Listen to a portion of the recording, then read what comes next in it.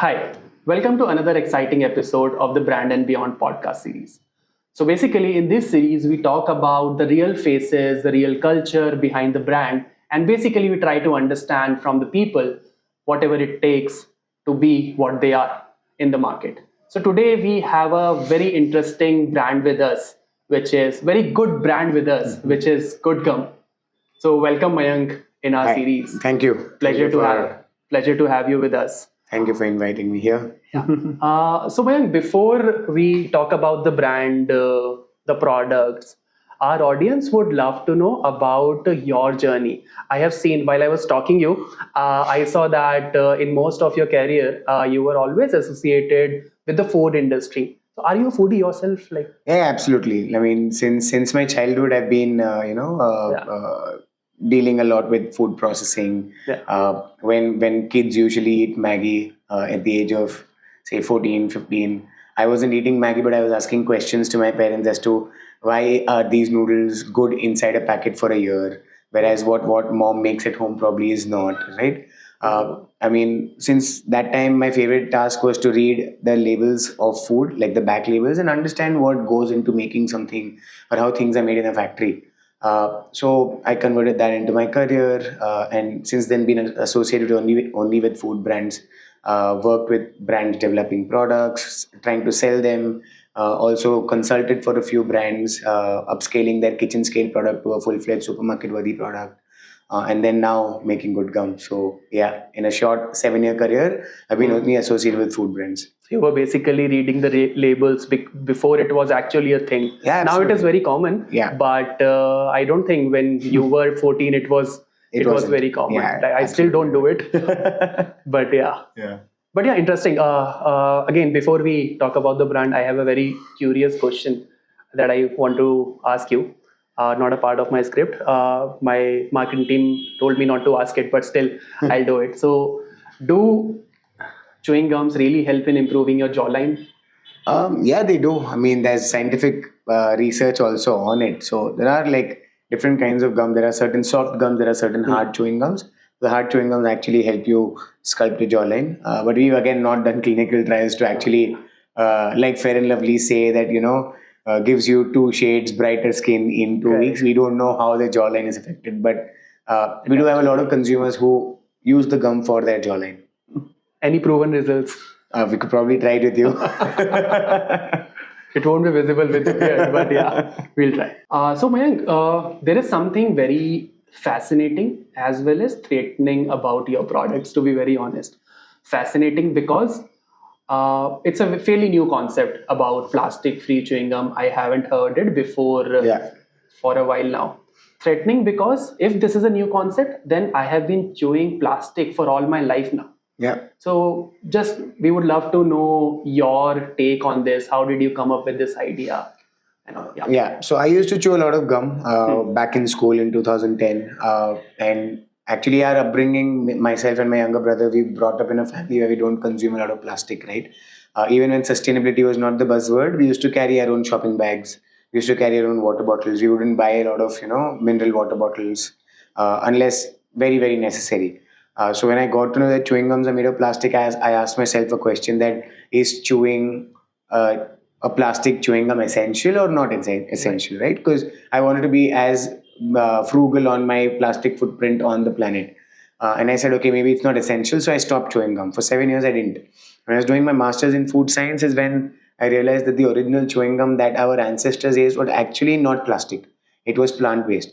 And only because of industrial revolution. We had chewing gums at Yeah, that time? yeah, the Amazonian rainforest, the tribal people living in the Amazonian rainforest have been extracting the sap from trees and actually been chewing that while they go out for hunting and all of that, like centuries ago as well. So I thought, why not bring that back? Because anyways, people are moving towards more organic and more healthy. And chewing gum was one such category where there was no disruption at all, right? Like you mentioned, you were not even educated about chewing gums containing plastic, right? So there had to be somebody shaking that off. You've seen similar disruptions in the online marketing space. You've seen in other food brands as well. But in the chewing gum category, there was nobody making anything new. If I were to ask you what are the brands, you will still only know the Orbit, the Boomer, the Happy Dent, again owned by just two brands, that is Wrigley's and Perfetti. right? That is right. Whereas when you see in the other categories like snacks and beverages, there are tons of new startups coming in. Um, so while I was working for my earlier company, I used to do sales, offline sales. I used to sell snacks. I used to sell beverages actually. Okay. And I realized that it's very difficult to sell beverages and snacks in the supermarket. And I'm pretty sure you've gone to a supermarket, you know, there's limited real estate in the fridge. That is right. In the fridge, right? Like it's either Coca-Cola provided fridges wherein there are 50 brands put in. That So is even right. if I have 4 or 5 SKUs, I'm not going to have visibility in that fridge. Similarly, with snacks, what happens is it's a very bulky product. And again, there's competition. You'll probably be in the lower shelf. Now, the supermarket vendor will obviously ask you for an extra premium cost to put you from that lower shelf to the eye level shelf. So, these two industries, even though it's a large industry, I felt is a very difficult space because lots of competitors and a lot of money to be spent to actually start selling your product. But with chewing gum, if I ask you where do you see chewing gums, you'll say at the billing counter. And That is right. that's by default. If I were to sell a beverage at the billing counter, I'd have to pay a premium to the supermarket. But with chewing gums and candies and confectionery, automatically it's at the billing counter where the highest amount of eyeballs go to. Plus, it's a small product, high shelf life product, high value product. So both ethically and business way, it made sense that okay, I am doing something good for planet, for the humans that they've been chewing plastic and artificially flavored and colored gums all these while.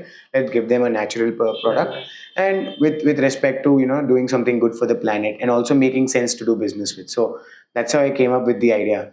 But yeah, I mean, like we were talking before the episode started. There's no clinical trials as to is a plastic chewing gum harmful for you as Right. also or not, right? But what is definitely harmful is the artificial ingredients in those chewing gums.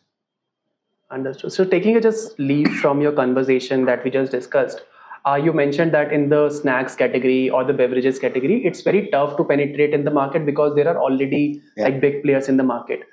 Considering your category, if you look at chewing gums, what I see, it's not a very brand conscious category. So when let's say a person goes to a kirana store or a pan shop to buy chewing gums, he is not really concerned about the brand. Absolutely. So there are, as you mentioned, there are one or two major players who dominate this market. So how do you plan to tackle that competition where the consumers are not really brand conscious? Correct. From what I understand, you can correct me if I'm wrong. Yeah. But yeah, how do you plan to tackle this? So I think it's a similar category as ice cream, right? Like when you usually go to a supermarket, you don't look at the brand. What is available, you buy, right? So it's a very distribution oriented product. So what we can definitely do on the online front is educate as many people as possible about the plastic and the harmful effects of chewing artificially made gums, which are every other gums in the market apart from us, and then also improve on our offline availability. Correct. That is definite where, if you are not present in a place and people want to chew gum, they will definitely buy something else. That is right. But if we've made our, I think if we've done our job by educating that consumer that, hey, I know Happydent is bad for me, but someday when Gud Gum is available here or someday when I can order it online and use it, I will use Gud Gum. So at least first education and then taking it closer to them. So that's the kind of approach. So it is going to be an uphill task, but I feel if there are more players that come into this space, it would be easier to tackle these large monsters. Currently, are there many players? Nobody. You are the first. We are the first and only 100% natural and biodegradable chewing gum. Oh, interesting. So yeah, also since you talked about distribution, I think I have one question for you, and let's talk about the biggest parameter that determines any brand success, which is the customers, the consumer, end consumers.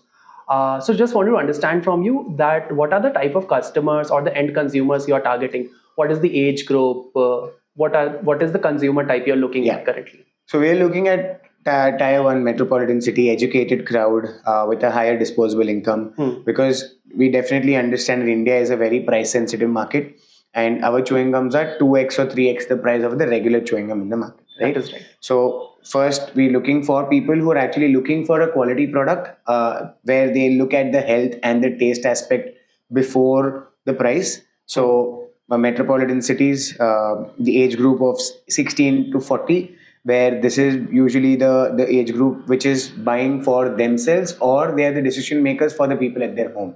right? Okay.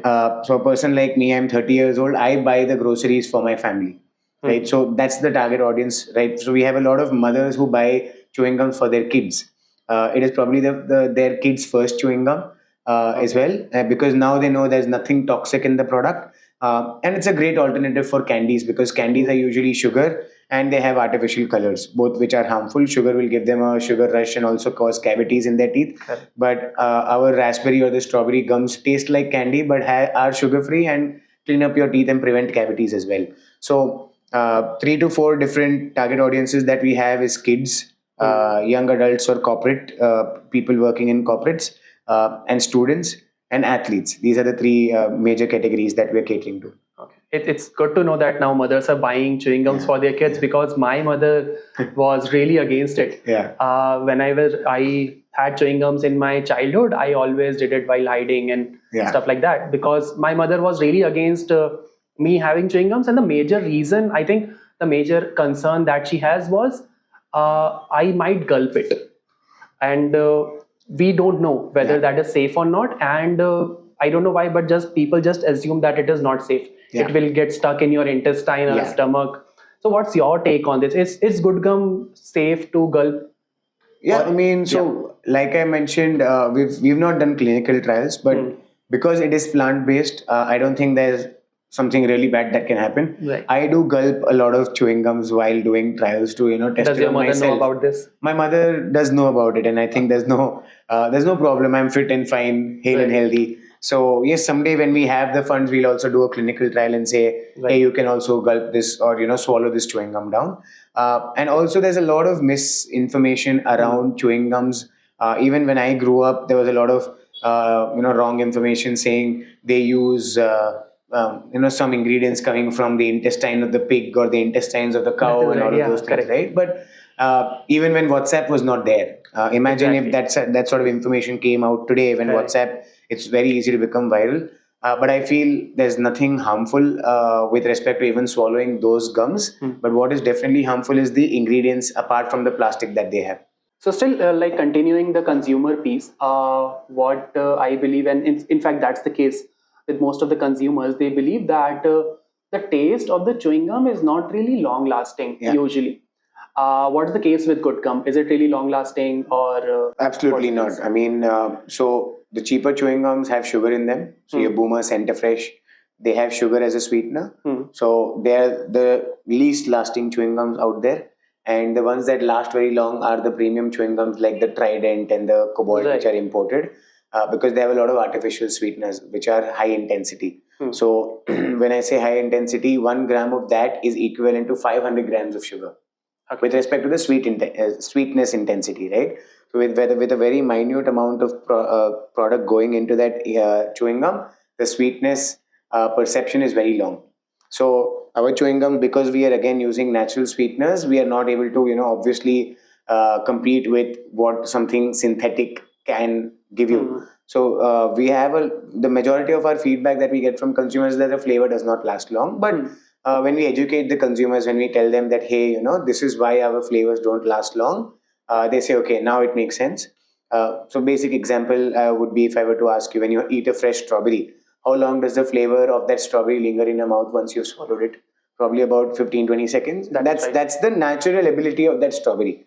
Now, on the contrary, when you have a nimbu pani on the streets where they usually use sucralose or saccharin as a sweetener, even after you finish swallowing that nimbu pani, you feel that perception of sweetness in your mouth, which is not natural at all. Right? So that's what a chemical can do, and that's not what something natural can do. So talking about like flavors and the taste in the mouth, while I was going through your assortment, I saw, I don't know if it is here or not, charcoal flavor chewing gum, Gud Gum, sorry.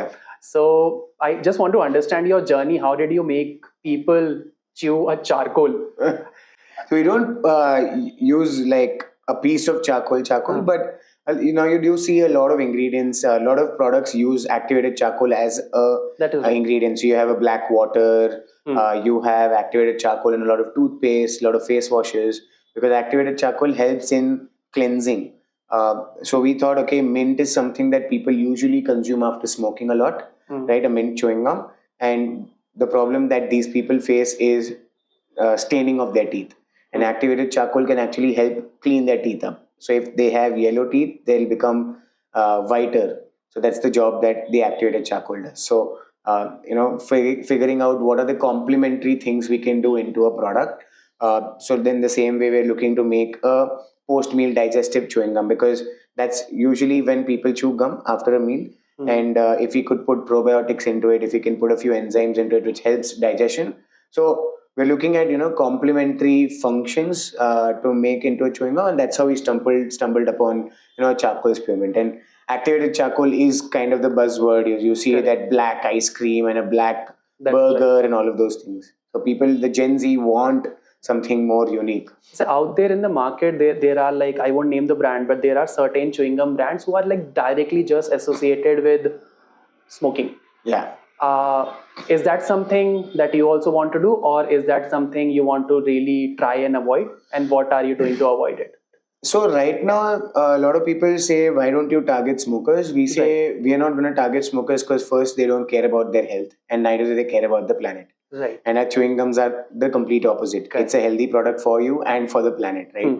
So for a smoker, it's always going to be down to pricing, right? That is right. But what we are looking to do is make a very strong mint chewing gum that can eradicate all the smell of smoke after a person has smoked. So that is a win-win for us and the person who's smoking. So there's no attrition for us with respect to associating or not associating with the smoking fraternity. But yes, we will make a nicotine chewing gum in the future, which will help people quit smoking as well. Coming back to the distribution piece, how is your split like? What is the major channel for you currently? Online, offline? So we're about 60% offline, 40% online right now. But I envision this to change into 80% offline, 20% online by the end of this year. Because considering chewing gum as a product, it's a very impulse purchase product, right? It's not a planned purchase unless you're a very, very regular chewing gum consumer. So we want to get as close to the consumer as possible, and that's through quick com and also retail stores. So currently we have 50% of our total revenue comes from 250 odd retail stores across the country. 10% comes from quick com, which is still at a very nascent stage for us. We've not yet boosted it. And the rest 20% comes from our website, 20% from our Amazon. Understood. Now let's move on to a different part, which is how I got to know about your brand, Shark Tank. So how was the experience at Shark Tank, and how was the experience of calling Aman Gupta a soft? I saw that episode. Yeah, it was quite interesting. Yeah, how was the experience like? So I think Shark Tank was a very good experience, and how things have changed after going on to Shark Tank is even better. So I think wherever I go, wherever I speak, I openly tell to people that, hey, you should go into Shark Tank, because it's no strings attached. You don't have to pay for it, and you get into it purely on your caliber, right? So if you're getting the opportunity to advertise to the national population on primetime television, what's holding you back? That is right. Right? I don't think it's the best way to raise funds, because it does take a lot of time for the funds to come in. But the marketing pull that you get is insane. We saw, like a 50x rise in website traffic, a 30x rise in our sales in the week from when the episode came out, right? We saw 4x growth, 4x to 5x growth on just our website. Okay. Obviously, we were very severely underprepared. We did not have a lot of stock. We were stocked out offline everywhere. All the good problems to have. Yeah. It could have been better if we had like a warehouse full of chewing gums. I think all of that would be sold. But yes, that's a learning curve for us. And I think through this podcast, if somebody is looking to get into Shark Tank, I'd say, amp it up. Even if you don't get a deal on screen, but you're coming on TV, there will be a lot of people who will buy the product just for flexing it that, hey, I have a Shark Tank product with me. That is right. So, and with respect to calling Aman soft, I think that's just my natural element, right? Like I usually am a very jovial person, and we were having a good conversation in the tank, and I said, okay, the ice is already broken, might as well, just move into my natural habitat by, cracking some jokes. And I think it worked well, and it also gave us some, viral or some meme-worthy material, which even kind of increased our reach, right? Like if it was just a monotonous pitch and a episode, people might not resonate with us a lot. But I think calling Anupam Tony Stark and calling Aman Sof gave Correct, people yeah. a little bit more to remember about us than usually. Well, it's a surprise for me currently because you mentioned that you're a person who would crack jokes, who would Yeah. keep the environment light. And also, initially in our podcast, when we were talking about your childhood, you I don't know, I should say that or not, but you seem to me like a perfect Sharma ji ka beta who is really conscious Yeah. about what he eats and really Yeah. concerned about the environment and all. But yeah, good to know. We'll keep this light also now. No, I mean, yeah, we're like, I'm balanced on all sides, right? Yeah. Like, yeah, I might seem nerdy, but I'm also Right. on the other extreme tangent as well. Correct. Yeah. So while I was doing my research, I saw this article where you mentioned that you have saved around more than 700 kgs worth of plastic to go into the earth just because you created this product, Good Gum. Yeah. So can you just please elaborate on that? How was that even possible? Yeah, so like I mentioned, every chewing gum has plastic, and an average chewing gum is about 1.4 grams. And in that 1.4 grams, about 0.6 or 0.7 grams is the plastic component, and the 0.7 grams is the sweetener and the flavor component. So with every chewing gum, there's about 1 gram of plastic going into the earth. So just by replacing a Happydent or a Centerfresh with Good Gum, we've saved that much amount of plastic from sticking onto the earth. And our chewing gums, when spat, will just disintegrate like banana peels. Oh, interesting. Yeah. So considering India as a market, for sure now the things are improving, but still it's a taste conscious market. People would go for taste rather than health. So what's your take on this, considering you are into a healthy product, but people in India don't really care much about their health. Yeah. That's the sad reality. Correct. And in fact, like in my case also, I go for taste rather than instead of anything else. So what's your take on this? How you plan to tackle this situation in India? I think it is changing now with the number of new age brands that have come in with educative content, or with products that are much cleaner than the counterparts. There is a lot of data being put onto consumers where अगर वो नहीं भी चाहे तो they are being fed that data कि boss, you have to eat healthy, or this is how you're going to eat healthy. I think it's the same story where probably 10 years ago you'd say India is a very offline first country. They will not shop online because there's no trust online. But there were brands that came up and made things easier for people. And now you see how online sales is growing year on year multifold, Correct. right? The same way will be done here when a lot of brands or a lot of indie alternative brands come up for like for example an alternative to a Nutella, right? Until now people have been eating Nutella knowing it is unhealthy because there's no alternative. The minute an alternative comes up, which is obviously not at the same price, even at a slightly higher price, people will go buy it. Correct. It is also a question about availability. So I think the more the brands, the easier it will become. So the tangential, the narrative is definitely going to change. Like people do want to move towards being healthy.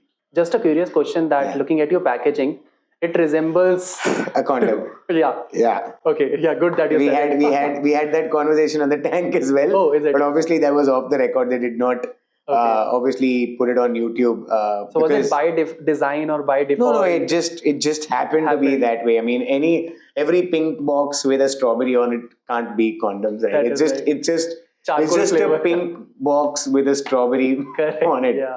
As simple as that. So we try to keep our design as minimal. Now it's people's dirty minds that think it's a Yeah. condom. I think you kind of leveraged this in one of your reels on Instagram, Yeah, right? yeah. If one of your Correct. team member was Yeah. like, "Bhaiya, ek wo dena." Yeah. I saw that. Yeah. So we used it to our advantage. Why not? That is right. Yeah. So talking about this category, this particular product, a lot of people use chewing gums, which will be now Good Gum, Yeah. to increase their focus or for mental stimulations, and up to a point where it becomes addictive. Yeah. So what do you think? Is it a good enough or a fair addiction to have, or I wouldn't say addiction, but I think habit. okay? There's a difference between addiction and between a habit, right? Yeah. People eating their multivitamin tablets on a daily basis is a habit. It's not an addiction. Correct. And people blatantly misusing and smoking a lot is addiction. Right. So there's a fine line between both.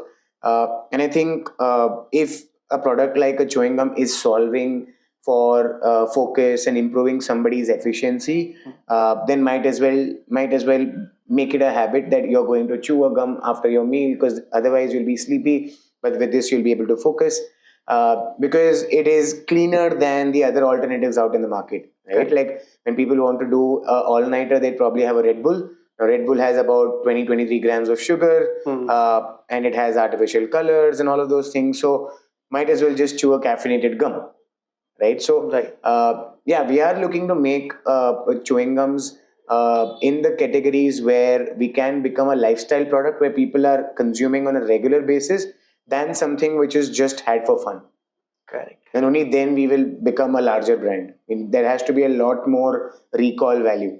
I think now I learned one more thing, that I can defend my sort of addictions with the word habit.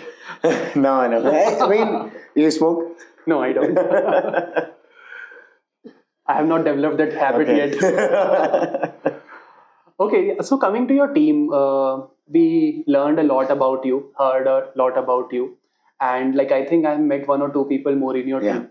So want to understand, like, while you're selecting people, because team really plays a big role. Product matters, but your team really plays a big role. They have to like buy the idea of the product, buy the vision and everything. So how do you select people in your team? Is it with the same background as yours, with the same motivation or the passion regarding the food industry and a healthier environment? So how do you select the people in your team, in addition to the hard skills, of course? So I think when I got my first job, I was one of those all-rounders in office, where I would be doing product development in the morning, making chai in the afternoon, and then also working on the website in the evening, right? So I think for a early stage brand, you need people who don't walk in with those I don't know क्या बोलते हैं उसको, horses के ऊपर वो लगा रहता है, so that you don't see, I don't want somebody who's just targeted on, hey, I'm only going to do data or data analytics, or hey, I'm only going to work on offline distribution, right? I want people who can do everything. And I think you can figure out the motivation and the drive in a person when you speak with them, right? So usually we bring people on board as interns. We give them all sorts of tasks. We see how well they're able to manage them. If they're not able to manage them, are they willing to learn, or are they willing to unlearn what they already know, and then bring them in? I don't think until now we've not hired any IIM and IIT grads, because I don't think that's required when you're doing the work in a company. But yes, we do look for people who are motivated in at least one sphere in life. Correct. Yeah. So continuing the team aspect, I saw that your co-founder is your brother. So just curious to know, how are the dynamics like? Do the home fights come to your office, or the office fights go to your home? How are the dynamics like when you work with your brother full time? I don't think the fights last more than 6 hours, because no matter what, you have to go back to the same dining table and have lunch and dinner together. Also the same meeting table. Same meeting table as well. But I think we respect we have our boundaries set, that I am not going to interfere a lot with what he looks after, and he doesn't interfere a lot with what I look after. Like, I understand my taste and the way I need to do business best.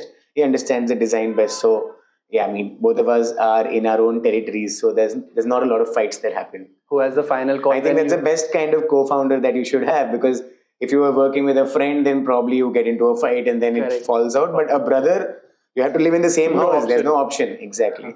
Who takes the final call when there is a disagreement? Your mother? No. Then we take it to the parent. Then we take it to the rest of the family. That's like a proper dinner table. It's a family business, literally. Yeah. Interesting. So, considering this category, the food industry basically, what is believed is it's a category which has its own nuances, all the hustle, licensing, ingredients and stuff, which is a hectic or a tedious job for any budding entrepreneur. And that may be the reason why people hesitate to go into this category as an entrepreneur. So what's your take on it? Maybe what's your message to a budding entrepreneur, being a very young entrepreneur yourself? I don't think any space is easy in today's time, right? Like Right. every company has their own kind of compliances and their licenses requirements and all of that. So I feel food is a little bit more difficult than tech because if you're looking to grow fast, if you need to look to raise funds, then your valuation does not grow as multifold as tech would, because Correct. here it's always a tangible product. It always boils down to how much are you selling, or what is your growth plan, right? Whereas in tech, I think it works very differently. So I don't think there's any business that is easy to start, but whatever you start, you should be passionate about. That's what is That is more right. important. Yeah, And in your case, passionate about it since childhood. absolutely. Yeah. So I never feel burnt out. I never feel कि यार अभी रात को 12 बजे किसी ने phone किया. I'll take the call. I'll talk because I love it. Great. That's good to know. Yeah. So now we'll quickly move on to the next fun part of our podcast, which is a quick rapid fire round. I'll just ask you some quick questions. You have to answer like within fraction of seconds. Cool. Okay. First question. What is your favorite flavor of Gud Gum? It has to be lemon. Okay. Yeah. Who's your favorite shark and why is it Aman? It was Aman when we walked into the tank, but when we walked out, it was Anupam. Because of the Tony Stark thing? No, but yeah, I mean, it just vibes, like, Okay. yeah, I like Anupam. Anupam is my favorite shark. Hope Aman is watching this episode. How many Gud Gums do you eat in a day? Depends. I have eaten 35 at once, like 35. Your mother in- might be watching this. It's all right. 35 in the whole day. That's the highest, yeah. What would you prefer, gum or khushiyan? That's a bad PJ, but yeah. Khushiya that comes from Gud Gum. Okay, so yeah, I think that was Awesome. it for today. Thank you so much, Super. Mayank, not Sharma ji ka beta. Thank you so much, Mayank Nagori, to spend time with us and have this episode. Thank you for again hosting me here. Super big fans of what y'all are building, because offline is where majority of the business is in India, even till date. So yeah, looking forward to collaborate. Thank you so much, everyone, for watching. That was our good episode with Gud Gum. Stay tuned for more episodes.